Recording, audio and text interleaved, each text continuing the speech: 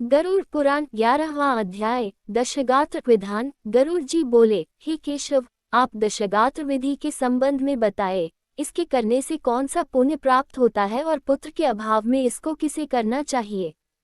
श्री भगवान बोले, हे तार्क्ष्य, अब मैं दशगात्र विधि को तुमसे कहता हूँ, जिसको धारण करने से सत्पुत्र पितृ ऋण से मुक्त हो जाता है। पुत्र पिता के मरने पर शोक का परित्याग करके धैर्य धारण कर सात्विक भाव से समन्वित होकर पिता का पिंडदान आदि कर्म करें। उसे अश्रुपात नहीं करना चाहिए, क्योंकि बांधवों के द्वारा किए गए अश्रुपात और श्लेष्मपात को विवश होकर पिता रूपी प्रेत पान करता है, इसलिए इस समय निरर्थक शोक करके रोना नहीं चाहिए।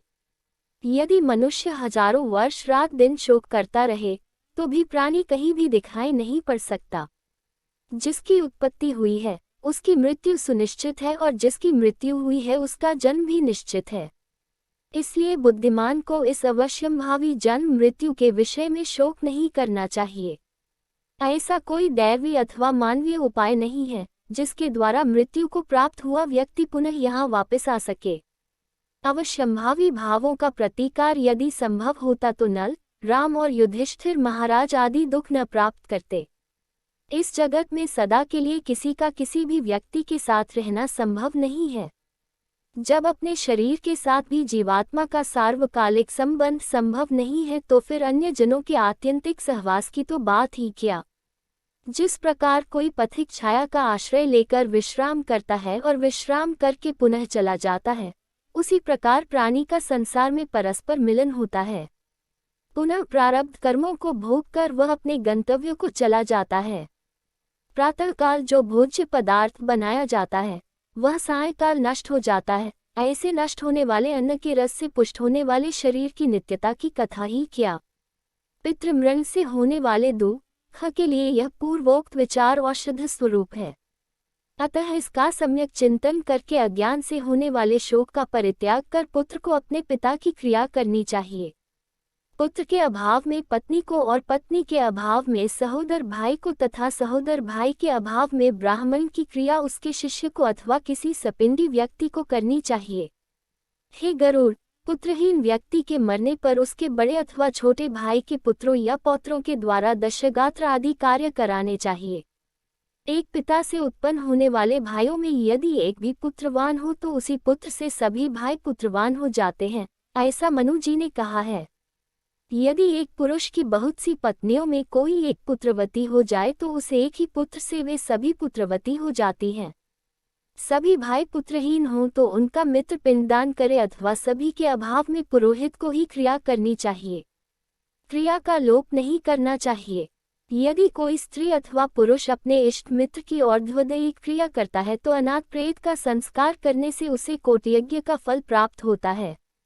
हे खग, पिता का दशगात्रादि कर्म पुत्र को करना चाहिए, किंतु यदि ज्येष्ठ पुत्र की मृत्यु हो जाए तो अति स्नेह होने पर भी पिता उसकी दशगात्रादि क्रिया न करे। बहुत से पुत्रों के रहने पर भी दशगात्र, सपिंडन तथा अन्य षोडश श्राद्ध एक ही पुत्र को करना चाहिए। पैतृक संपत्ति का बंटवारा हो जाने पर भी दशगात्र, सपिंडन और षोडश श्राद्ध एक को ही करना चाहिए, किंतु सांवत्सरिक आदि श्राद्धों को विभक्त पुत्र पृथक पृथक करें। इसलिए ज्येष्ठ पुत्र को एक समय भोजन, भूमि पर शयन तथा ब्रह्मचर्य धारण करके पवित्र होकर भक्ति भाव से दशगात्र और श्राद्ध विधान करने चाहिए। पृथ्वी की 7 बार परिक्रमा करने से जो फल प्राप्त होता है वही फल माता पिता की क्रिया करके पुत्र प्राप्त करता है। दशगात्र से लेकर वार्षिक श्राद्ध पर्यंत पिता की श्राद्ध क्रिया करने वाला पुत्र गया श्राद्ध का फल प्राप्त करता है।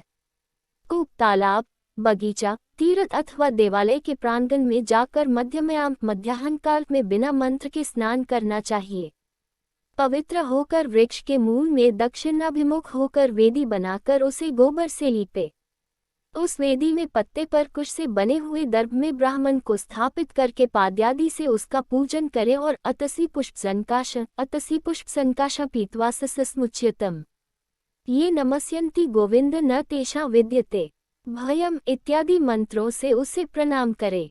इसके पश्चात उसके आगे पिंड प्रदान करने के लिए कुश का आसन रखकर उसके ऊपर नाम गोत्र का उच्चारण करते हुए पके हुए चावल अथवा जौ की पीठी आटा से बने हुए पिंड को प्रदान करना चाहिए। उशीर खस चंदन और भरिंगराज का पुष्प निवेदित करें। धूप दीप नैवेद्य मुखवास तांबूल पान तथा दक्षिणा समर्पित करें। तदनंतर काकान दूध और जल से परिपूर्ण पात्र तथा वर्धमान वृद्धिक्रम से दी जाने वाली जलांजलि प्रदान करते हुए यह कहे कि अमुक नाम के प्रेत के लिए मेरे द्वारा प्रदत्त यह पिंडादि सामग्री प्राप्त हो। अन्न वस्त्र जल द्रव्य अथवा अन्य जो भी वस्तु प्रेत शब्द का उच्चारण करके मृत प्राणी को दी जाती है, उससे उसे अनंत फल प्राप्त होता है, अक्षय तृप्ति प्राप्त होती है। इसलिए प्रथम दिन से लेकर सपिंडीकरण के पूर्व स्त्री और पुरुष दोनों के लिए प्रेत शब्द का उच्चारण करना चाहिए।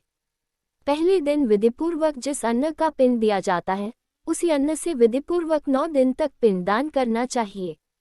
9वें दिन सभी सपिंडीजनों को मृत प्राणी के स्वर्ग की कामना से तैलाभ्यंग करना चाहिए और घर के बाहर स्नान करके दूब एवं लावा लेकर स्त्रियों को आगे करके मृत प्राणी के घर जाकर उससे कहे कि दूर्वा के समान आपके कुल की वृद्धि हो तथा लावा के समान आपका कुल विकसित हो। ऐसा कह करके दूर्वास्मन्वित लावा को उसके घर में चारों ओर बिखेर दे। हे खगेश्वर, 10वें दिन मांस से पिंडदान करना चाहिए, किंतु कलयुग में मांस से पिंडदान शास्त्रत निषिद्ध होने के कारण मांस उड़द से पिंडदान करना चाहिए। 10वें दिन शौकम और बंधु बांधवों को मुंडन कराना चाहिए। क्रिया करने वाले पुत्र को भी पुनः मुंडन कराना चाहिए। 10 दिन तक एक ब्राह्मण को प्रतिदिन मिष्टान भोजन कराना चाहिए और हाथ जोड़कर भगवान विष्णु का ध्यान करके प्रेत की मुक्ति के लिए इस प्रकार प्रार्थना करनी चाहिए। अतसी के फूल समान कांति वाले पीतवस्त्र धारण करने वाले अच्युत भगवान गोविंद को जो प्रणाम करते हैं, उन्हें कोई भय नहीं होता।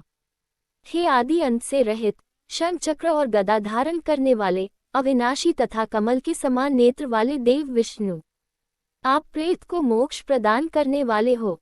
इस प्रकार प्रतिदिन श्राद्ध के अंत में यह प्रार्थना मंत्र पढ़ना चाहिए। तदनंतर स्नान करके घर जाकर गोग्रास देने के उपरांत भोजन करना चाहिए। इस प्रकार गरुड़ पुराण के अंतर्गत सारोद्धार में दशगात्र विधि निरूपण नामक 11वां अध्याय पूरा हुआ।